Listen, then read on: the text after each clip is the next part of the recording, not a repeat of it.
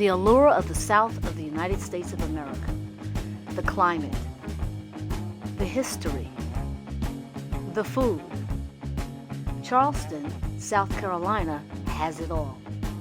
From a travel and tourism point of view, this city is hard to resist. I'm the NYC Traveler, and we're in Charleston, South Carolina, with just a brief intro to a fascinating city.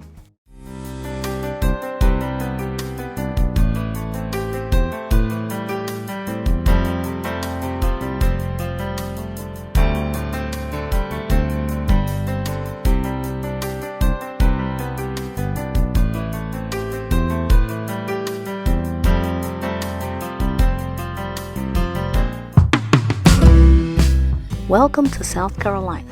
If you're coming by car, there are several very nice welcome centers that can give you much information about the region you're traveling to. When you get to the Charleston area, there's a wealth of information to choose from too. Before leaving home, you should always rough out an itinerary and check directly with an attraction. Leave room for spontaneity, but research before you go, and make note of places that require advance tickets. Arriving into Charleston by car might bring you over the Arthur Ravenel Bridge over the Cooper River. We started our tour at the Charleston Visitor Center on Meeting Street between Ann and John Streets. The interactive displays, the personnel on duty, and the mini pamphlets will help you plan out what you want to see and do. There are many organized tours, some of them with themes. Charleston is famous for its squares, the way that the city is divided up with streets around squares of land or parks. In fact, the squares are a very good way to figure out where you are while you are walking in the city. If you drive around, be very careful where you park, as is the case with many cities. Read the signs and download parking apps on your mobile device. It might be best to park at the visitor center and just use the trolleys or walk, as we did.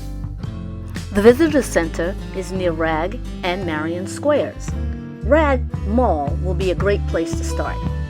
At Meeting and Ann Streets, Rag Mall has a nice fountain for a selfie, and you can rest up before setting out on foot around the city. Going down Meeting Street, you'll hit Marion Square with a monument to the Holocaust and historical monuments.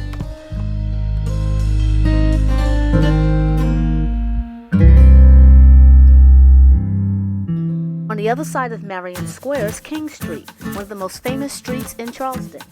Definitely the place to go for shopping and dining. This is a good idea to continue exploring the city of Charleston by walking down King Street and exploring some of the side streets off King Street. Eventually, you will end up down at the Battery.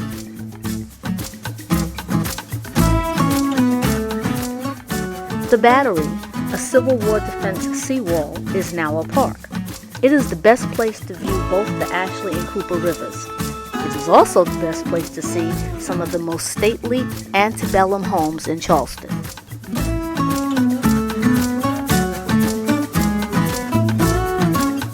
One of these mansions is the Edmonston Alston House, an early 19th century home on East Battery. Near there is the Robert William Roper House. You can tour them individually or take a trolley around town to see them all.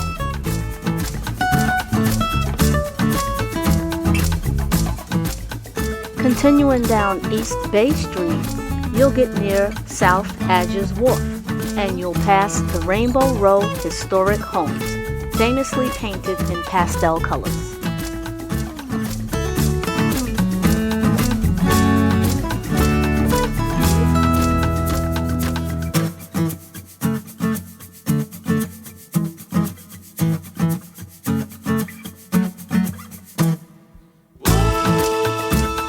There's lots to see and do on East Bay Street, so you can continue walking down that street toward the center of town.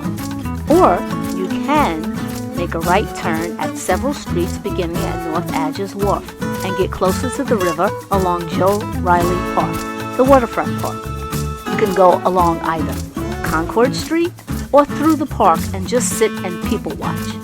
As you walk through the park toward North Atlantic Wharf, you'll see the famous Pineapple Fountain.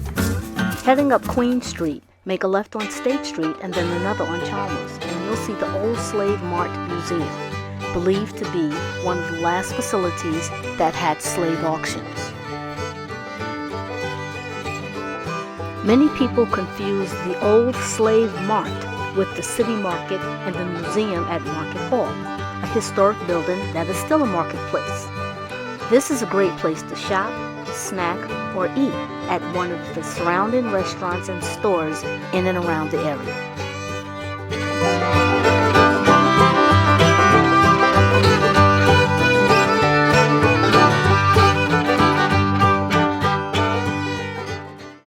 It's a little bit of a ways to the next stop, which is Liberty Square.